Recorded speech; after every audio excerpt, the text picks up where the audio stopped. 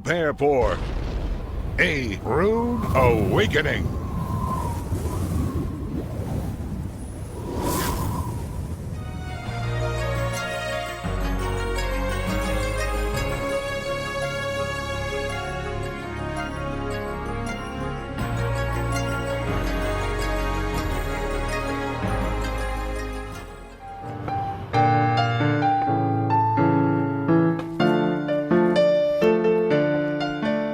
The word vain in the King James Version of the Bible can most effectively be translated into the vernacular as prosperity. It is a pursuit of things that so easily deceives us. We read in the Gospel of Matthew that Satan tempted the Messiah with all the power, wealth, and glory of the world. Satan offered to give it to him if he would simply worship at his feet. The promise of personal power, wealth, and glory is the carrot that Satan continues to hang before our nose. The pursuit of riches keeps us chasing the dream all the way to the grave, instead of following after the Messiah. Beware lest any man spoil you through philosophy and vain deceit, after the tradition of men. The word after is used as a position in place. Those who have accepted the Messiah were to be very careful to follow after him and to be wary of the pagans who would conquer them with their twisted worldview and cause them to chase after the riches that the world offers. How would this deception occur? By innocently following after the traditions of men. The English word tradition is derived from the Latin tradiere, which means to lay into the hands of another. By following what the pagans attempt to lay in our hands, we can be stripped of the reward for which we have worked an entire lifetime. When we return, we will look at one of these pagan traditions that has destroyed the lives of innumerable Christians who thought that they were following the Messiah. We read in the scroll of Ruth that Elimelech and his family left Bethlehem during a drought and sojourned east of Israel in the land of Moab. The Moabites were worshippers of the pagan god of prosperity, Chemosh. It was the same cast iron, pot-bellied god that their kindred the Ammonites worshipped by the name of Molech.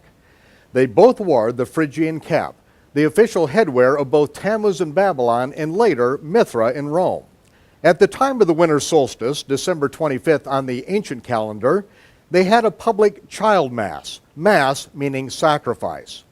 The priests stoked the iron image of the enthroned Chemosh with wood and burning pitch, turning their pot-bellied god into a cherry red furnace. The people made long lists of their desires and recited them to the god of prosperity just before they put their infant children into the red-hot lap of their god with his Phrygian cap. As the babies were incinerated in the December 25th child mass, the people were assured that their sacrifice would be rewarded in the coming year. On the same day, south of Israel, the Egyptians worshiped their sun god, Ra. An Egyptian hieroglyph depicts Ra castrating himself, just as Greek legend tells of the god Attis performing the same surgery on himself. Worshippers of Ra would hang gold and silver balls on an upright palm tree, as Jeremiah reports it, and place their decorated gifts to the sun god under the tree decorated with the gold and silver testicles of Ra. This vain custom was performed on Ra's birthday, December 25th.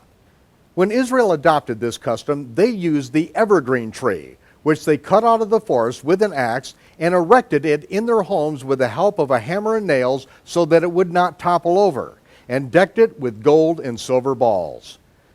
God calls this festival an abomination. In the 1600s, it was illegal to have a Christmas tree or even a Christmas service in America. The Pilgrims knew that it was pure pagan sun god worship. Now, don't be offended because I'm telling you these things. Be offended because these abominations have gone unchallenged by modern paganized Christianity. These occult practices have changed very little since being brought into America.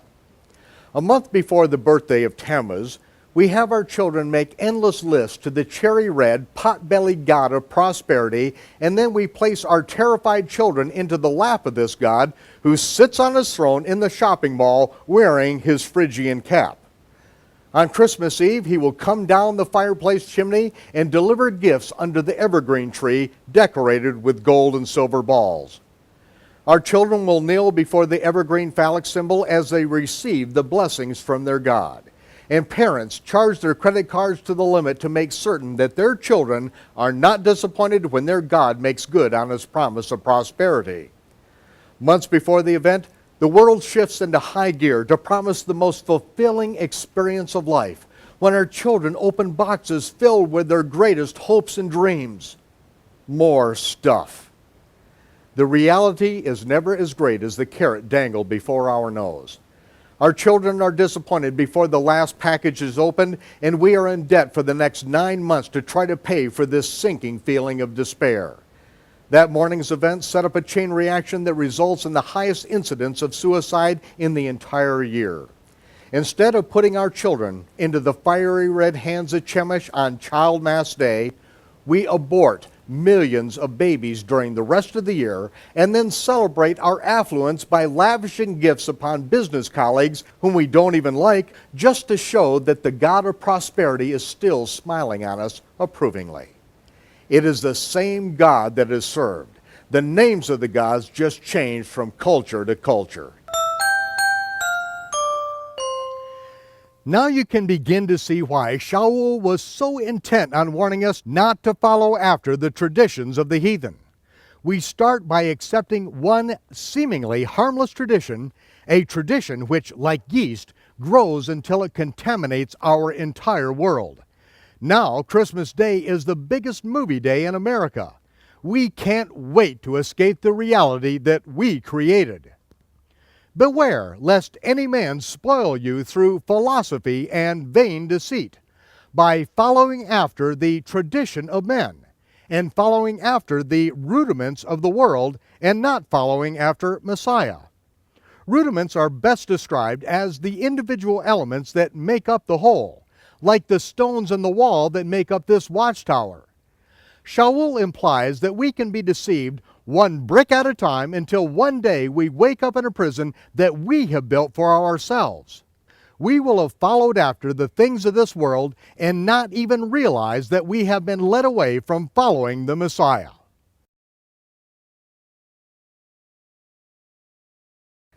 Because of our general ignorance of the Torah, many people fail to realize that Shaul continually quotes the Torah throughout his writings. Devarim gives the basis of his warning to the Gentile believers. Take heed to thyself, or you beware, that thou be not snared or spoiled by following them. Whom? The pagan sun god worshippers. Thou shalt not inquire how these nations serve their gods, and do the same unto Yahweh thy Elohim. Everything they do is an abomination. Yahweh hates that they have burned their sons and daughters as a sacrifice on the altars of their gods. When God created Adam, he knew he was creating a party animal. But he gave clear instructions on how he wants his people to party.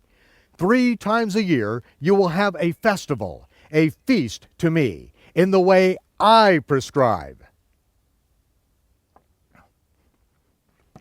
The next several verses from Shaul's letter remind us that when we accept the Messiah, our old sinful ways are to die and we are to become a new creation. When we are obedient in baptism, our old man and the sins of the flesh are buried with him. Shaul then gives a powerful summation. Therefore, let no man judge you. The word therefore is a causal conjunction. Because you have died to this world and its godless heathenism, and because you are responsible to follow the Messiah and keep yourself from being taken hostage by the pagan cultures in which you find yourself, therefore you are not to let any heathen sun god worshippers judge you in meat, or in drink, or in respect of a holy day, or of the new moon, or of the Sabbath, which are a shadow of things to come.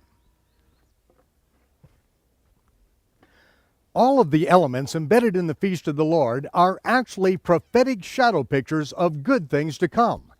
They are the means by which the Creator tells us the things that the Messiah must fulfill.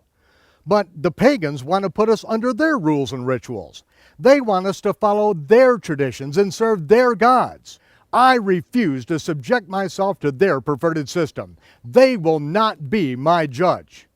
But if they cannot judge me in what I can or cannot eat, or in how I respect the biblical holy days, which are all reckoned by the appearance of the new moon, or the celebrating of God's Sabbaths, then who is to judge what celebrations we enjoy?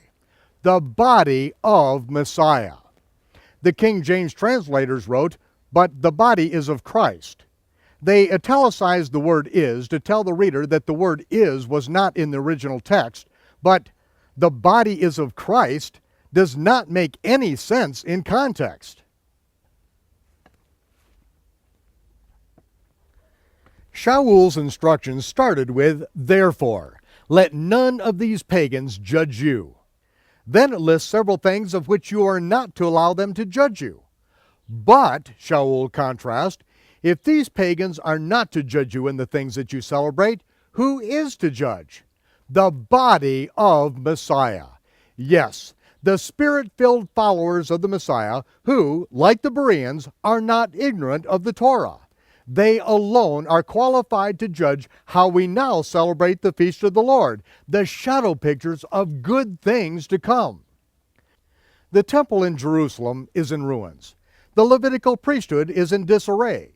But does that mean that I cannot celebrate the shadow pictures of good things to come? God forbid! Celebrating the feast is the most pure, honest, wholesome worship experience afforded the follower of the Messiah. The feast of the sun god worshippers, on the other hand, are dark shadows of child sacrifice and Babylonian fertility rites. Shaul closes his exhortation with, "Therefore, let no man beguile you or trick you to spoil you of your reward. If your old way of life was buried with the Messiah, and you died from following after the rudiments of the world, why are you subjecting yourself to their rules and regulations by following after the commandments and doctrines of men?" It is blasphemous how some Christian preachers categorize the feast of the Lord, the living oracles of Yahweh, as the doctrines and commandments of men. Shaul would never refer to any of the commandments in the Torah as coming from man. No, Shaul is referring to the perverted traditions that were becoming and have now become embedded into the modern Christian experience. Get a grip on it, Shaul says. You are no longer part of the sick, twisted world of pagan sun god worship. So step into the beauty of the prophetic shadow pictures of good things to come, the feast of the Lord. I'm Michael Rood. Join us again next time for A Rude Awakening. And I'll see you when the smoke clears.